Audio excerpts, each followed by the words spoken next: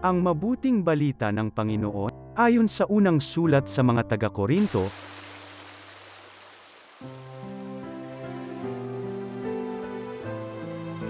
mga kapatid, kapag napalitan na ng walang pagkabulok ang nabubulok at napalitan na ng walang kamatayan ang namamatay, matutupad ang nasa saad sa kasulatan. Nalupig na ang kamatayan, ganap na ang tagumpay. Nasaan, o kamatayan, ang iyong tagumpay? Nasaan, o kamatayan, ang iyong kamandag?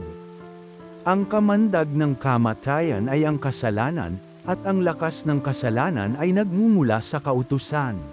Magpasalamat tayo sa Diyos na nagbibigay sa atin ng tagumpay sa pamamagitan ng ating Panginoong Hesukristo. Kaya nga, mga kapatid, magpakatatag kayo at huwag matitinag. Magpakasipag kayo sa gawain para sa Panginoon, yamang alam ninyong dinasasayang ang inyong pagpapagal para sa Kanya. Ang mabuting balita ng Panginoon.